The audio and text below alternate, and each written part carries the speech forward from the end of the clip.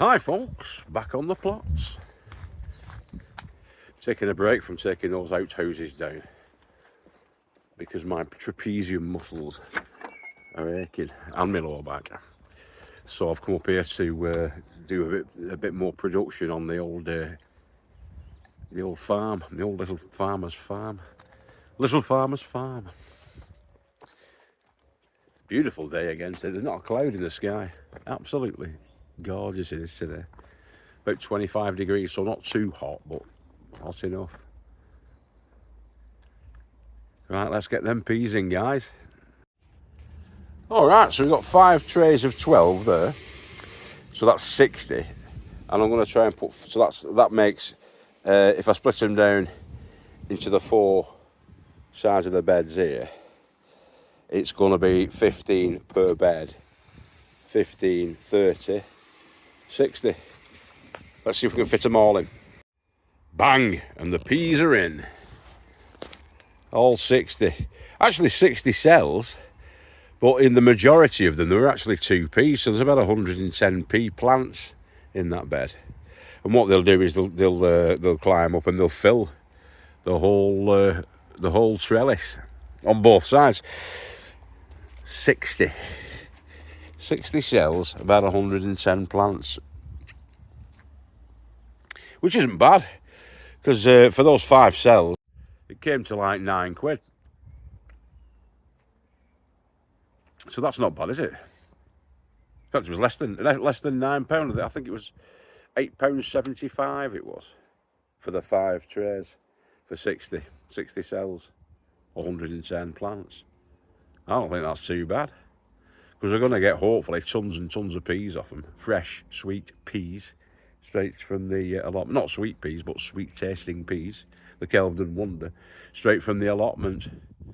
You'll get about 30 on each of the plants, and say we've got 100. Well, say we've got 100 plants. Well, that's 3,000 peas, isn't it? 3,000 pods. And in each of those pods there'll be about 6 peas.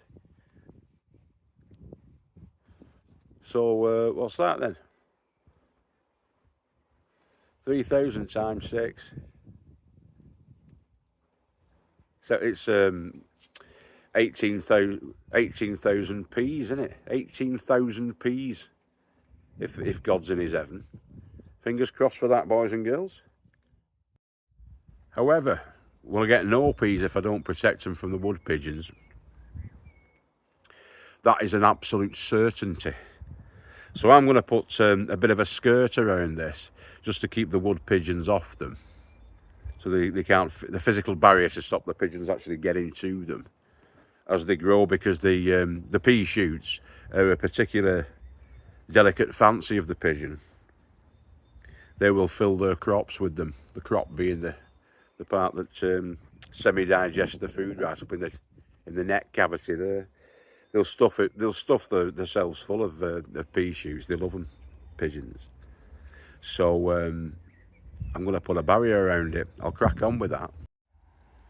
There we are, well protected that.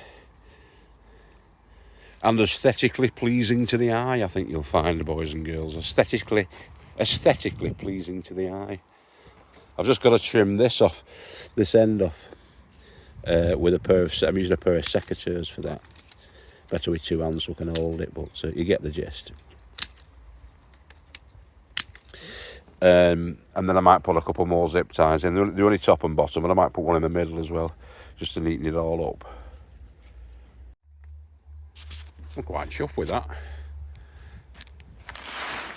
It's very appealing, very visually appealing, aesthetically pleasing to the eye, that.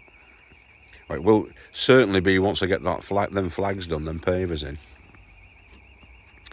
Well, that's fit for purpose now. Now the wood pigeon comes along, browsing along.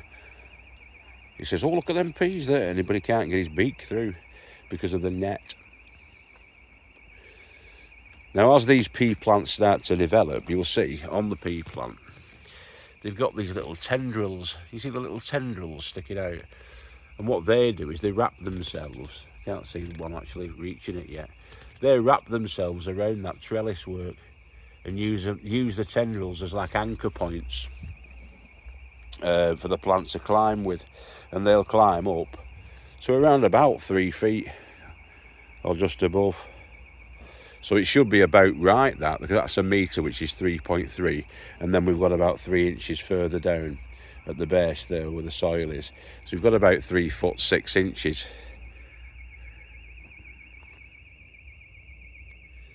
which is going to be sufficient, that, for the plants to climb up. If they go any higher than that, I'm going to pinch them out anyway. I'll snip them out at the top and let the pea plant bush out a little bit. But there'll be quite a bushel of peas there anyway, because as I say, in each one of these rows there are 15. So we've got 60 altogether stations, planting stations, and most of them have got 2 peas in. So yeah, there's about 110 peas in there, and from that hopefully we'll get thousands. Now, they were only started about 2.5 weeks ago. 18 days. 18, 19 days ago they were started. Yeah. So, here's some that were started 6 weeks ago. Now, there are only about 24 that went into this pea cage. But the blossoms have started to come on them, the flowers. And it's from the flowers, once they get pollinated, that you get the seed pod developing. And then the seed pod then is like a snap pea. No, not a snap pea, what they called, like a just pea pods sort of thing. There's a name for them, I think. I can't remember it now. So the pea pod will come on, and then inside the pea pod there'll be 5 or 6 nodules, which are the starts for the peas.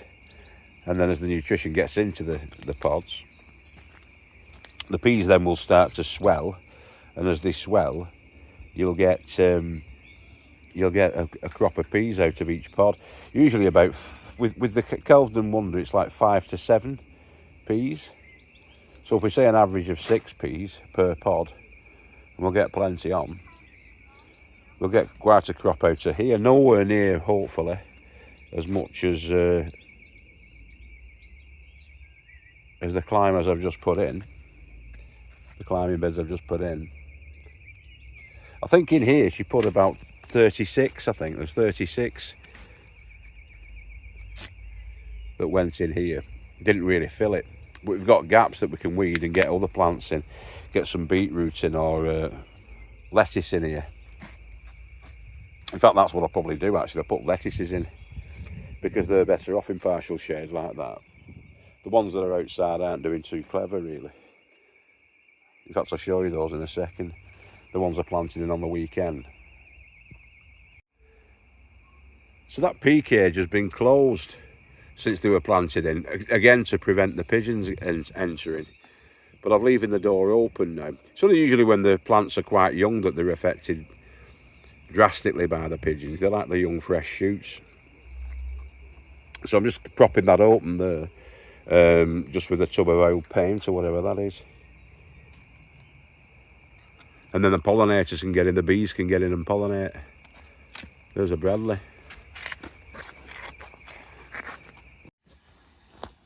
Watering up the onions there. What song do we sing? What song do we sing while we're doing it?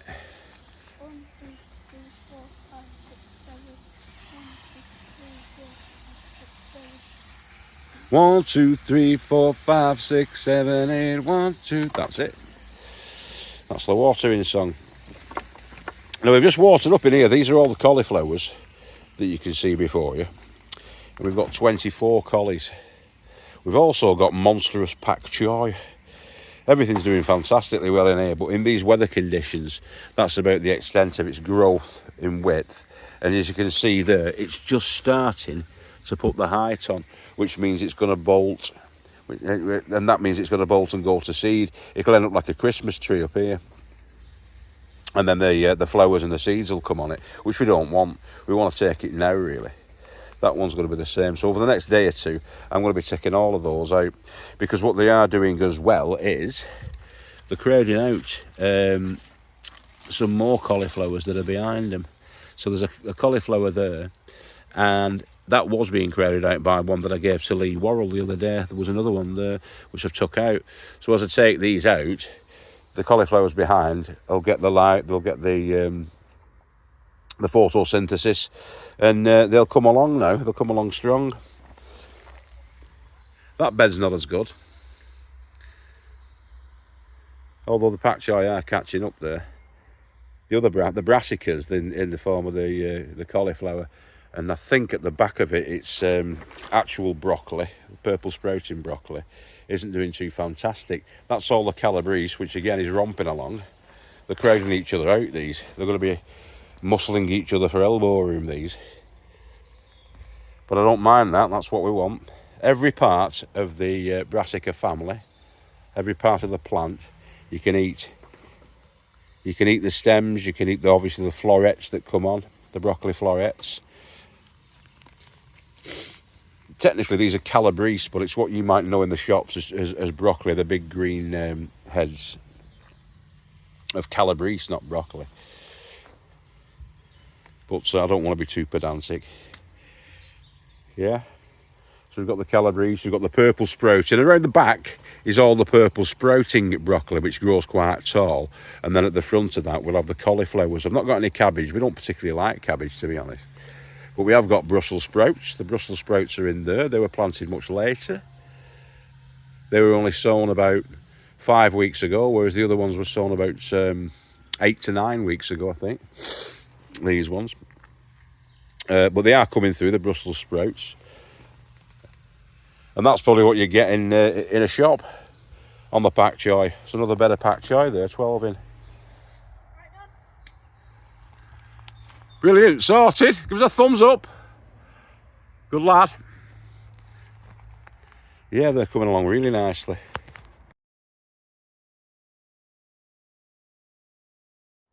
Look at this fantastic specimen. That's what a pak choi should look like, isn't it, Bradley? A whopper. And they're all like that. In fact, that's not particularly the biggest one. We've got another 10. We've given a couple away already. But all 12 came through. And we've another 12 on the go.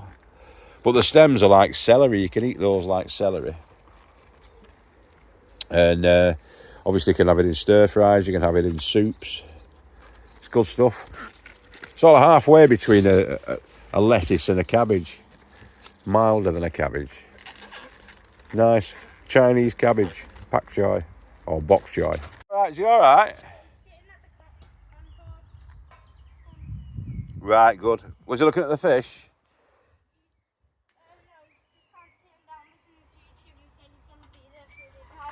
This is the lettuce I was talking about, and a lot of it's died off, but some of it's still there, and it's not exactly thriving. But it should be all right. We'll get something off it. I've just watered it actually. Every other night I'm going to give that a watering. Just to keep it cool. You always water at night, boys and girls, so you don't get the evaporation. And it can, you water deeply. I water deeply, me, about twice a week in these weather conditions, because it's very hot and dry, isn't it? He's not though. You've been playing, haven't you? In the water, or I have. Not properly playing, just making a rainbow while he was watering. But they'd be better off, I think, the lettuces in here, so I'm going to put some more lettuces inside there. But speaking of potatoes, which of course we weren't, this was the first lot that I put in, which is Sharps Express, and they're coming along all right, aren't they, those? Coming along quite nicely. I think there's one missing that's not popped up, but the rest of them have. And there were 18 planted in that. Yeah, I think that, I don't think that one's. No, that's just a weed there at the back. Oh, okay. 18 went in. There's about 17 actually that have survived and come through. That's it. Just mind that plant there. And then we put some more in here, didn't we? We put the Sarpole mirror in here. Here, water these ones while you're here, lad. Give them a right good soaking. So see them mounds there. There's two like mounds. There's one mound there and one mound at the side of it. It's look like little hills, aren't they? Give them a good blasting. But do it for about 30 seconds, something like that on each one. Maybe a bit longer. Do 1, 2, 3, 4, 5, 6, 7, 8, but do it about 5 times on each row. Because that's faster than a normal second. 1, 2, 3, 4, 5, 6, 7, 8. Right, so they're going in there now. They're coming along. They'll only be about another 4 or 5 weeks before they need to come out. Probably back end of June. They'll be coming out. And they were planted in. When were they planted? April?